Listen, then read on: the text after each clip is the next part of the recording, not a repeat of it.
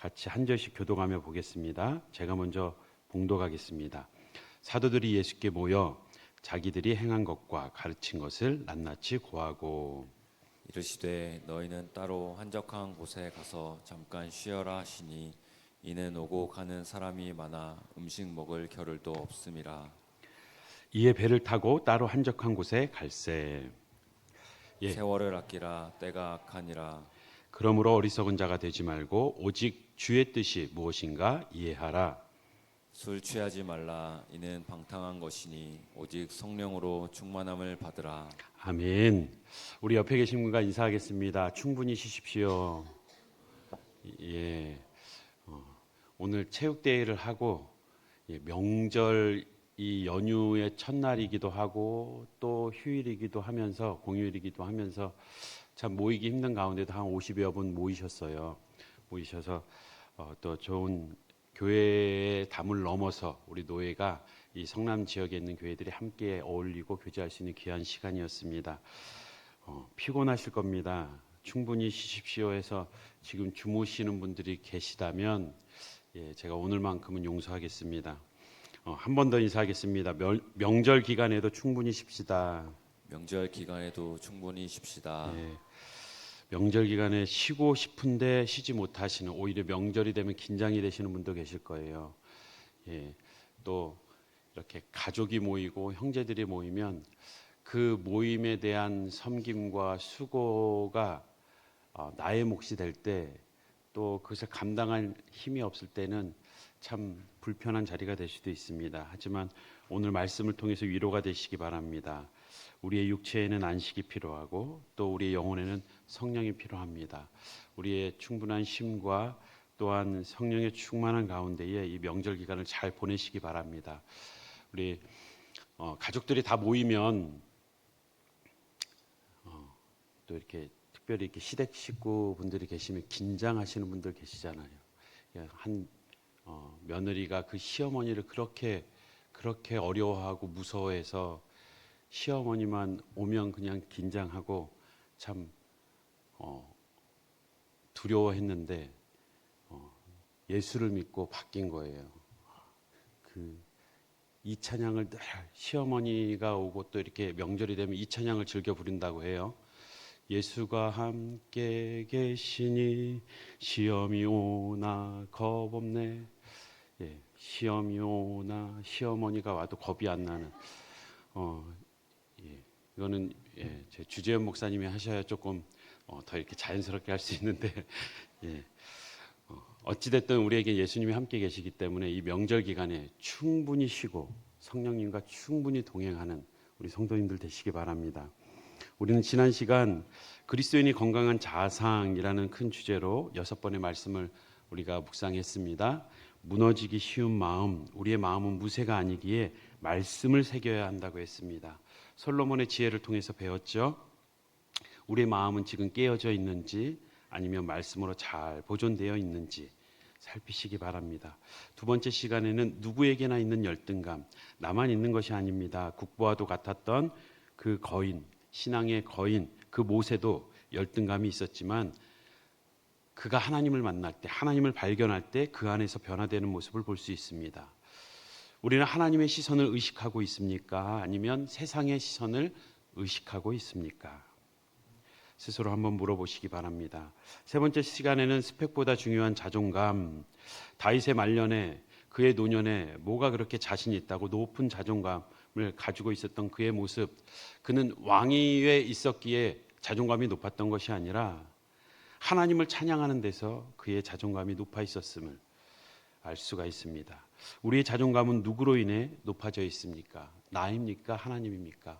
우리가 하나님의 자녀됨으로 말미암아 우리의 자존감이 얼마든지 채워지고 높아질 수 있음을 기억해야 합니다. 네 번째 시간, 타인의 인정으로부터의 자유. 세상의 인정에 불안해하지 않고 하나님의 인정에 만족하는 삶을 살았던 바울의 모습을 우리가 보았습니다. 우리는 타인의 인정으로부터 자유함을 누리고 있는가? 그 자유함이 방종이 되면 안 되겠죠. 우리가 타인의 시선에, 그 타인의 모습에 예민한 이유는 우리가 눈치를 보기 위한 것이 아니라 그들을 배려하고 그들을 섬기기 위함입니다. 오히려 그들을 사랑하기에 그들의 타인에 대해서 예민한 것이지 우리가 그들에게 위축되어서 예민한 것이 아닙니다. 다섯 번째, 십자가의 용서와 친밀함.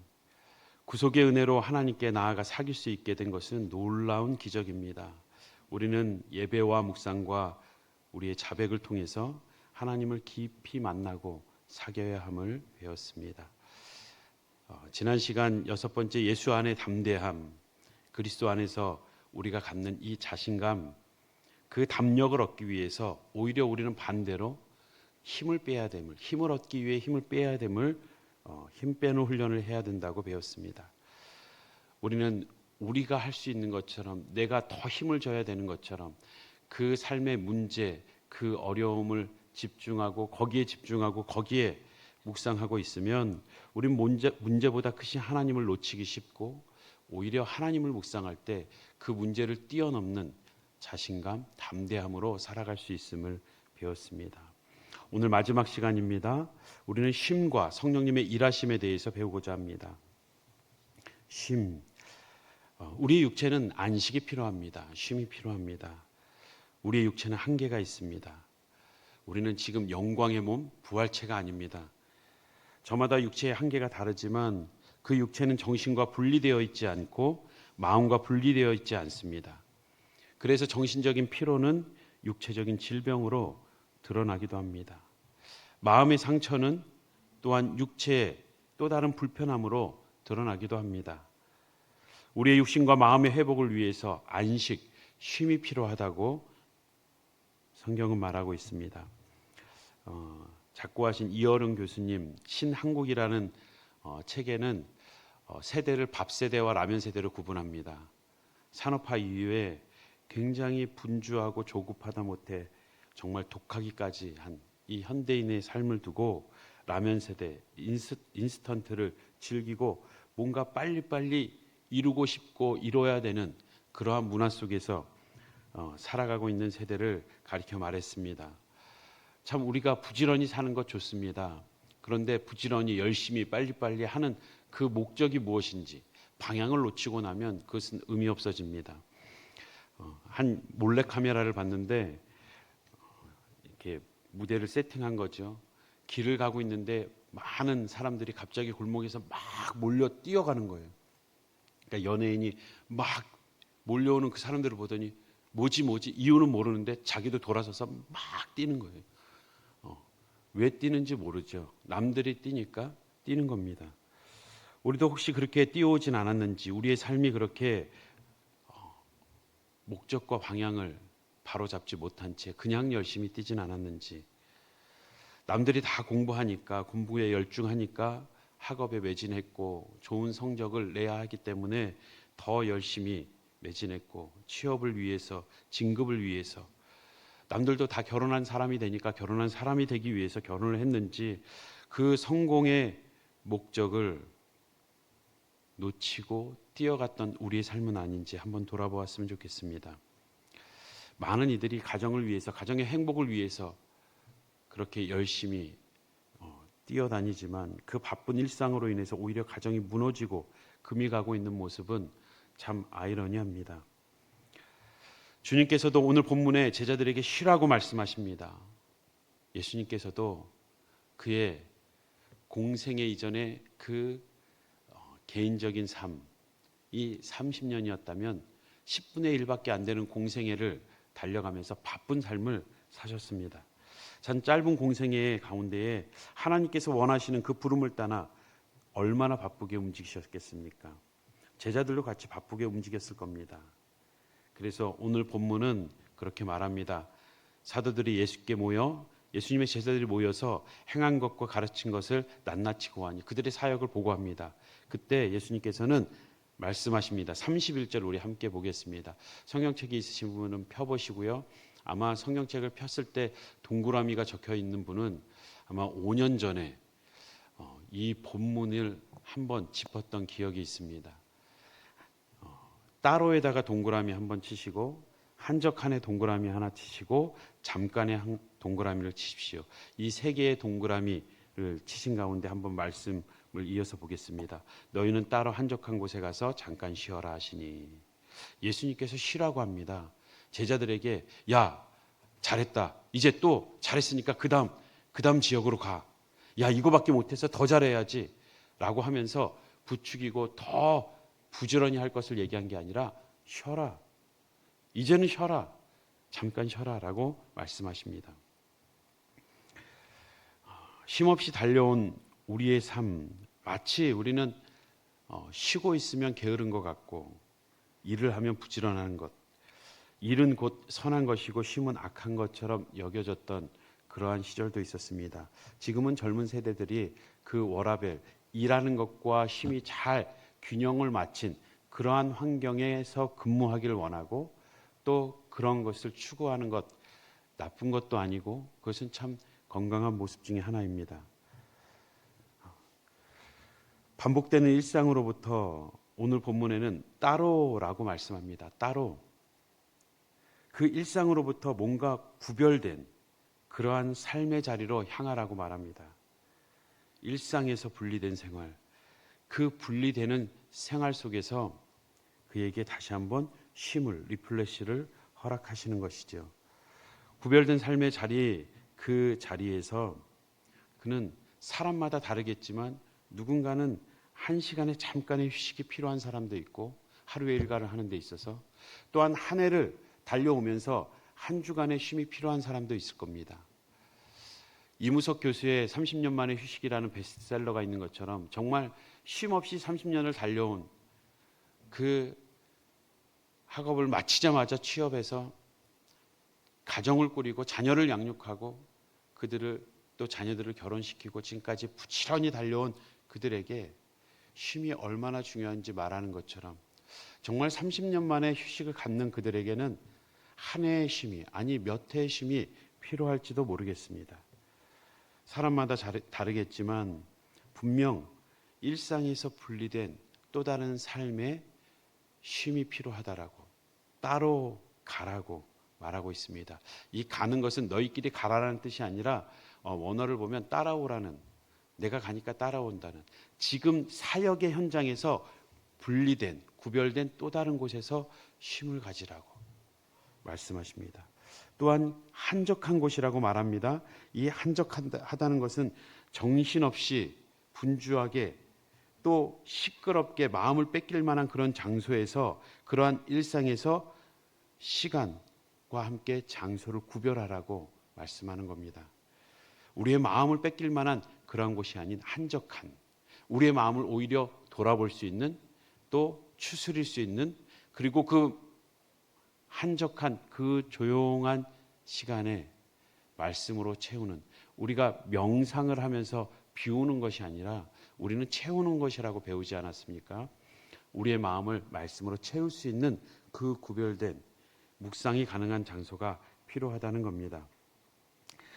그 시간에 필요한 장소는 우리의 삶을 돌아보며 말씀으로 채울 수 있는 장소. 우리는 보통 quiet time, 큐티라고 하죠. 그 조용한 시간은 말씀 앞에서 우리의 모습을 비추고 우리의 모습을, 우리의 마음의 모든 찌꺼기를 또한 제거하고 말씀으로 채우는 그 시간, 따로 한적한 곳, 그리고 잠깐 쉬라고 말씀하십니다. 그 잠깐은 마치 시간처럼 들리지만 그것은 쉼에 대한 목적을 분명히 해주고 있습니다. 그들이 사역을 감당하고 잠깐 쉽니다. 오래 쉬라고 하지 않았습니다. 누군가에는 이 잠깐이 1시간일 수도 하루일 수도 1년일 수도 있지만 그 상황에 따라 다르겠지만 이 잠깐이라는 표현 속에는 그 사역을 다시 하기 위해서, 그 사명을 다시 감당하기 위해서 회복하는 그러한 쉼이어야 된다는 겁니다. 우리의 상황과 상관없이 그냥 한없이 늘어진다면 그것은 사명을 더 힘있게 감당하기 위한 것이 아니라 사명을 잃어버리기 쉬운 그러한 나태함이 될 수 있을 것입니다. 우리는 이 쉼을 통해서 다시금 사역을 더 힘있게 할 수 있는, 우리가 배불리 먹는 이유는 무엇입니까? 먹고 그 힘으로 사역을 감당하기 위한 것입니다. 먹고 나자빠지면 그것은 왜 먹었는지를 잘 모르는 거예요. 그냥 먹는 것 자체를 즐긴 거죠. 그냥 쉬는 것 자체가 삶의 목적이 되어서가 아니라 잠깐이라는 단어 속에 우리는 그 사명의 자리로 다시 돌아가기 위한 쉼이어야 함을 말씀하고 있음을 깨달아야 합니다. 이 쉼의 문제는 예수님께서 제자들에게만 말씀하신 것이 아니라 성경 전반에 걸쳐서 그 안식의 개념은 우리의 신앙에 매우 중요하게 자리 잡고 있습니다. 신학적으로 또한 우리의 신앙에 있어서 매우 중요한 이 안식, 하나님께서는 너희는 안식일을 기억하여 거룩히 지키라 라고 말씀하셨습니다. 그 7일 가운데 하루를 주님께 내어드리는, 그리고 그의 품에서 평안함을, 쉼을 얻는 삶, 주님을 더 묵상하며 우리의 삶을 주님과 만나는 데 우선적으로 쓸 수 있는 그 하루는 우리의 삶에 있어서 매우 중요한 것입니다. 과학자들은 그렇게 얘기해요. 이 7일이라는 주기가 굉장히 불편하다고.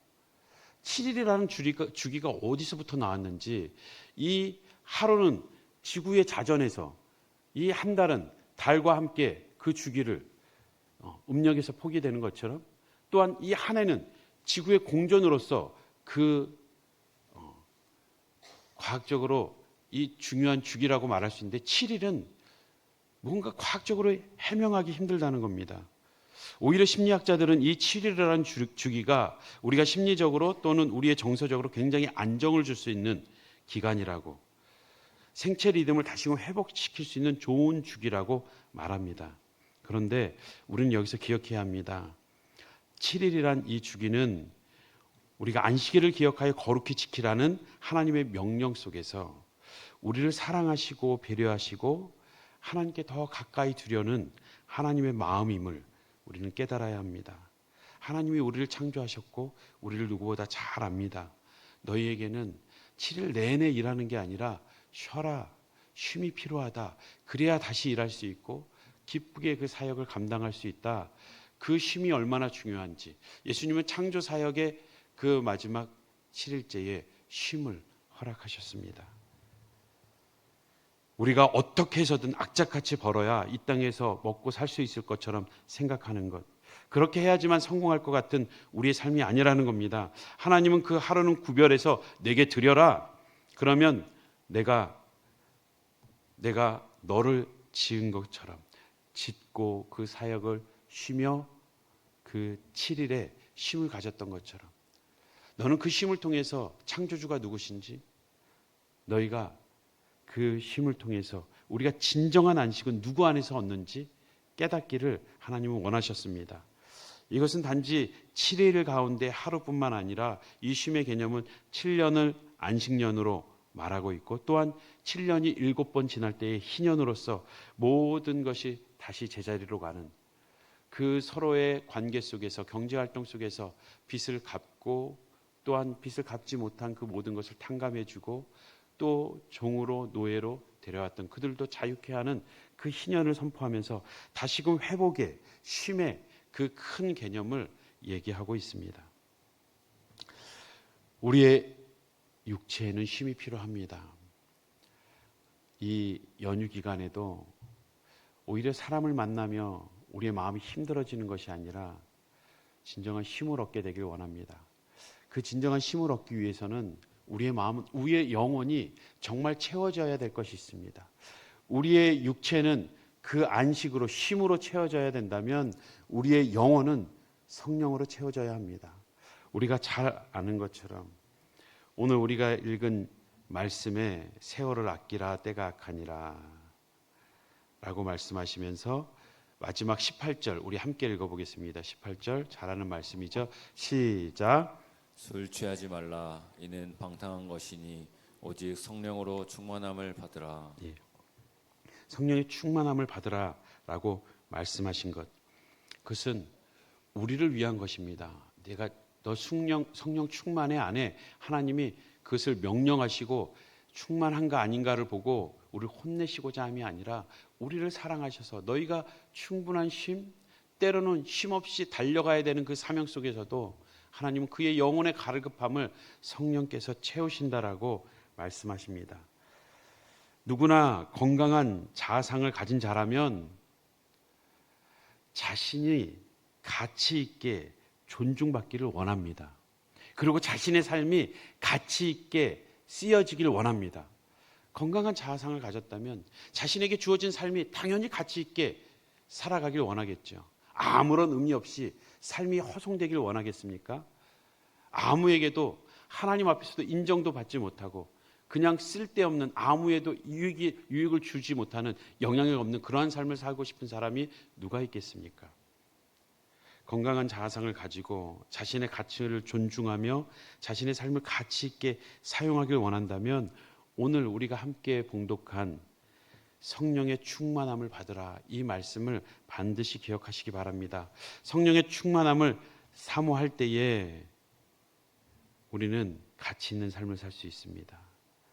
성령 충만할 때에 우리의 삶은 어떻게 되는지를 우리가 읽은 본문에서 17절을 보면 주의 뜻이 무엇인가 이해하라. 성령의 충만함을 받으라. 반대로 이야기하면 그러면 주님의 뜻이 무엇인지 분별하게 될 것이다 라는 것입니다. 주의 뜻을 분별하는 것, 그 성령 하나님께서 우리의 마음과 생각을 지키시며 하나님이 말씀하신 것이 무엇인지 생각나게 하시고 깨닫게 하시고 그리고 그 하나님의 뜻을 따라 기쁘신 뜻을 따라 민감하게 우리를 이끌어 주신다는 겁니다. 요한복음 14장 26절 우리 함께 읽어보겠습니다. 시작. 보혜사 곧 아버지께서 내 이름으로 보내실 성령 그가 너희에게 모든 것을 가르치고 내가 너희에게 말한 모든 것을 생각나게 하리라. 아멘. 성령 하나님께서 보혜사 파라클레토스 우리의 곁에서 우리를 보호하시고 인도하시고 우리를 대신해서 변호하시는 분, 그분이 우리가 하나님의 뜻이 무엇인지 분별하게 해준다는 겁니다.